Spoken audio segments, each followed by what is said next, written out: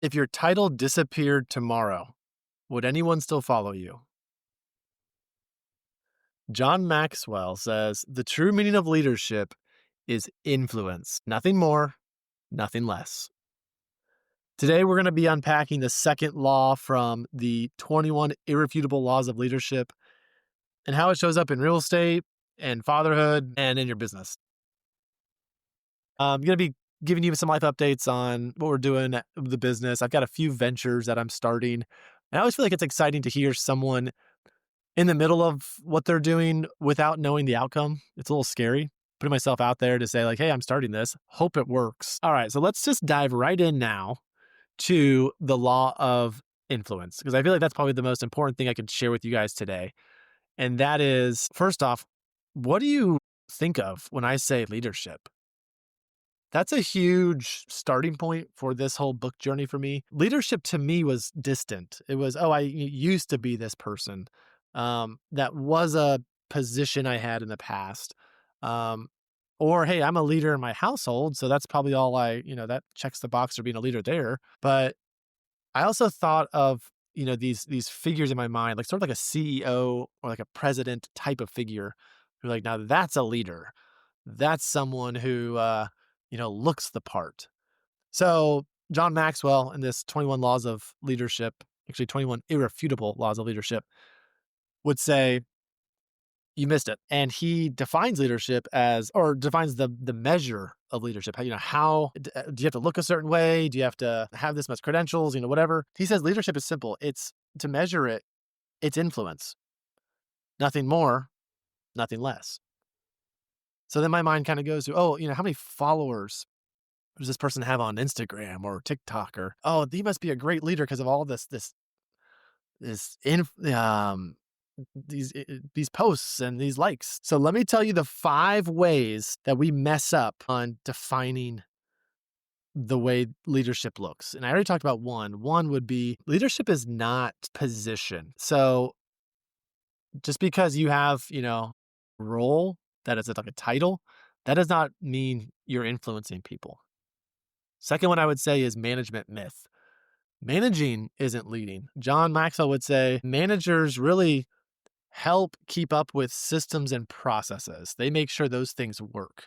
And yes, people help get those systems and processes done, but that doesn't mean you're influencing these people, making sure these systems and processes work. The third one would be the entrepreneur myth. So just because you're starting something, like an entrepreneur might, has a vision, doesn't mean he's leading people or influencing them. The fourth one is the knowledge myth. The smartest doesn't mean the most followed. And then finally, the pioneer myth, just being the first one, mean you're influential. Okay, so it's all about the way you are impacting and changing people, influencing them to rather make decisions or follow you. In real estate, I've seen some amazing operators with amazing resumes who've done a ton of stuff, but there's no trust. And the way they're changing people is not seen or felt. Rather, they just sort of wear the title. So is that person a good leader? I'd say no. On the other hand, there are humble, consistent leaders with no flashy title, maybe like a fund manager, and people would follow them into any deal.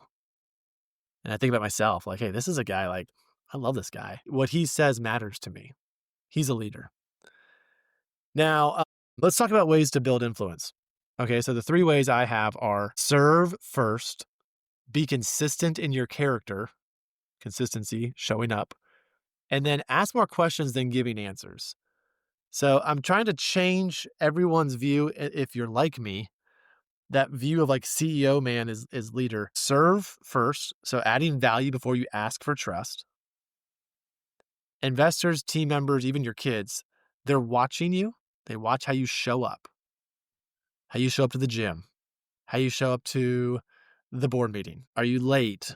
Does it look like you just rolled out of bed? Are you grumpy? Those things influence people. So it's time to, put on your big boy pants and have a smile, look people in the eye, make sure your hair looks good and being consistent. So you don't have to be the loudest. You just need to be the most steady. You don't need hype. You need follow through. and then asking more questions than giving answers. Maxwell says, whoever listens best leads best. So be someone who's just quick to hear and keep your mouth quiet until you're ready to say something that matters. And then let's crush this limited belief. I'm not a leader. I'm good where I'm at right now, and I'm just going to kind of keep doing my own little, ho hum thing. That was for me in the past when I was on the soccer team or involved in this like community group church thing. But I'm just taking a break and being a leader. Okay, listen. You don't need a mic or a stage or a business card or a title to be a leader. A leader is influence. How are you influencing people? If you're a dad, you're a leader. If you're a capital raiser or someone who is affecting people's financial positions, a JV partner, you're managing a crew, you're a leader. I'm sorry, not managing a crew, managing a relationship. And even the word managing, I think can be misleading because it's like, oh, because I have these people underneath me, I guess I'm a leader. I've recently thought to myself, when I show up to these properties that are getting flipped, I walk in, some of these people don't speak English. So that's part of me like just wanting to get in and out because it's like they don't even understand me. But how do I influence them? Do I smile? Do I avoid them? Do I try to engage in conversation? I'm sure they speak English to some degree. And they're painting or fixing something or cleaning something. I'm not saying to like shake everyone's hand and be, like a politicianal, like mayor, vote for me kind of guy. But are there ways that I can influence these guys in a positive way that allows me to refine this process of being a leader? And then finally, if you're a person of faith, you're called to lead from God. So just go ahead and dismiss that idea that like you're not a leader. You are a leader, and let's be good leaders. All right, final takeaway. Leadership isn't about position, it's about influence. And influence starts with one thing: showing up consistently for the people that God has put in your life. And here's my call to action. Rate yourself 1 to 10 right now. How strong is your influence today?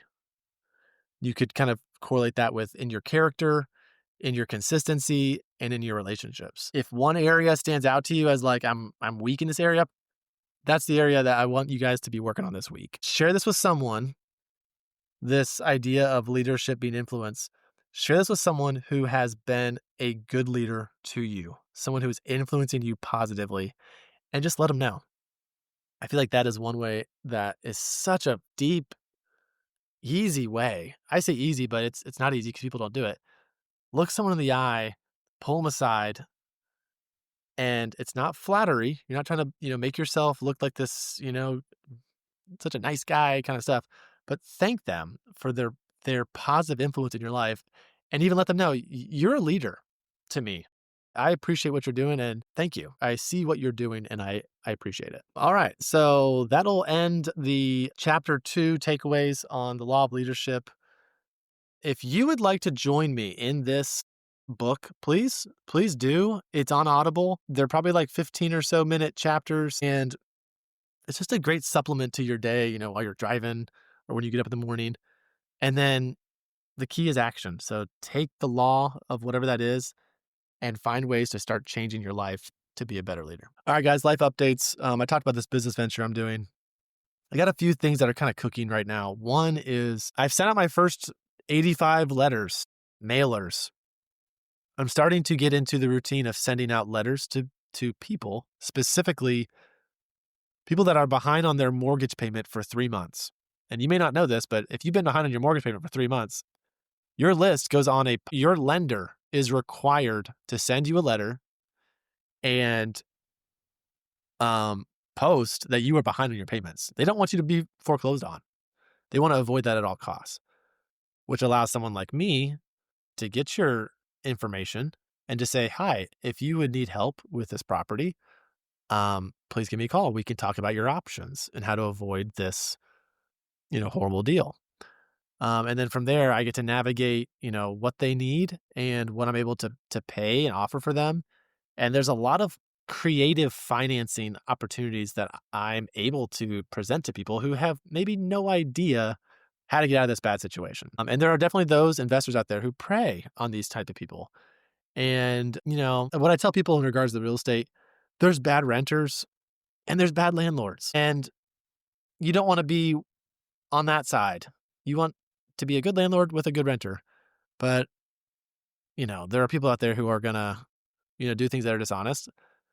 And for anyone that knows me, I truly want to be able to help these people.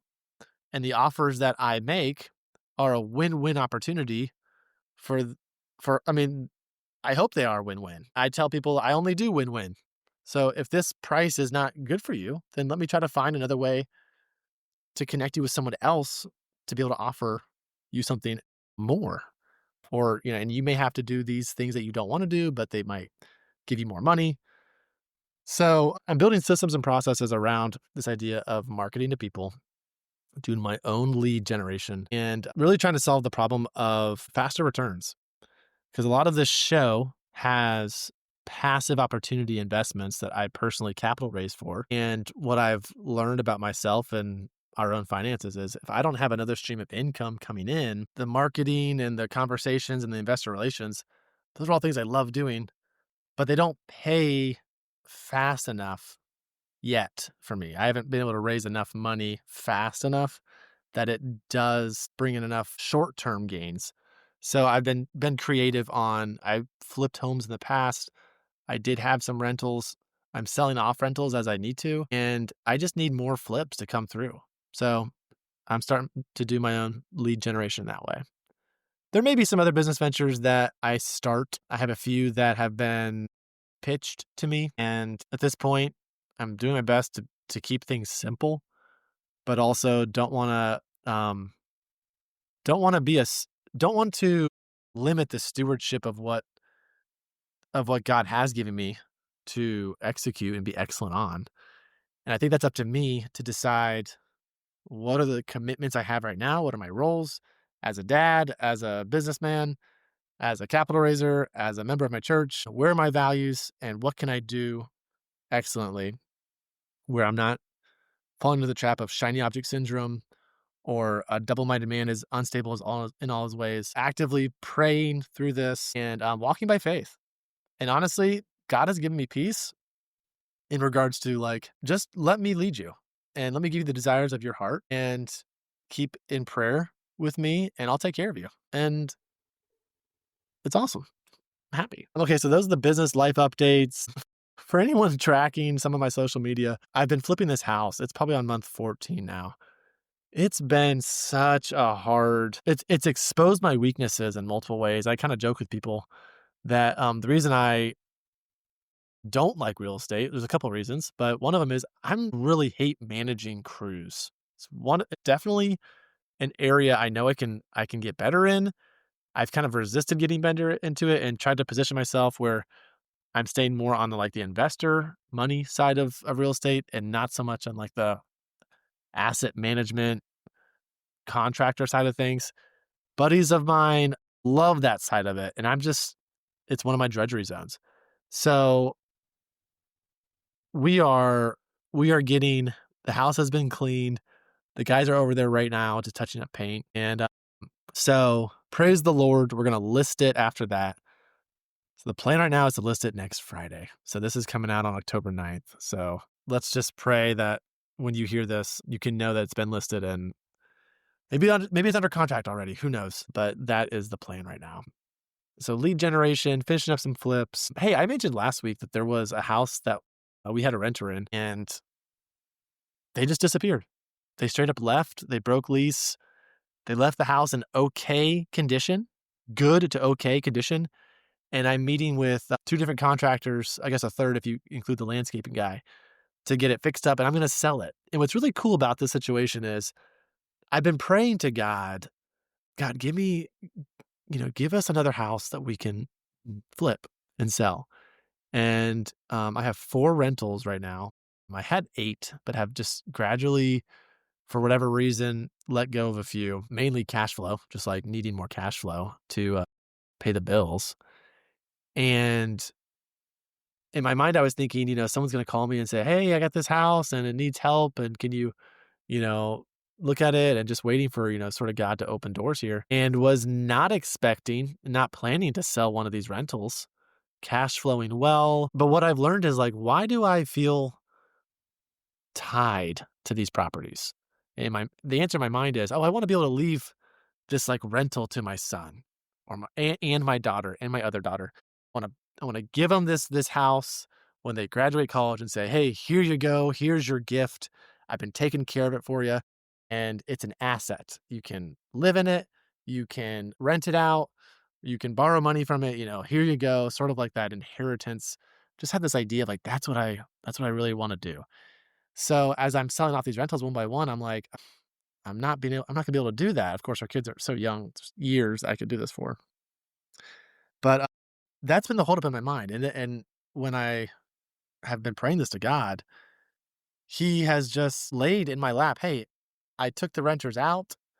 I knew this was gonna happen. I knew you'd be looking for another deal, and you have equity in this house, and I made sure the house wasn't trashed for you, and you're gonna do a little bit of updates, and you're gonna now start a new business to like find more houses and keep working. So I'm really encouraged. I feel as a Christian, the Holy Spirit's inside us, and God wants us to come to Him with requests and to pray believing, um, and not be shy about it. So just a praise that God answers prayers, and I'm excited to get this one listed probably in about a month and a half, which is probably the worst time to list. But again, God's got it. It's His timing. So I'm thankful for that. Guys, that's all I got today. So hope that all helped you guys, and I'm excited for our next conversation next week. Wednesday, I have a interview with a guy named Nick Stromwell that I've recorded, and then we'll go from there. Guys, thanks so much. Invested Fathers host Kenny Johnson signing out. Invest wisely. God bless.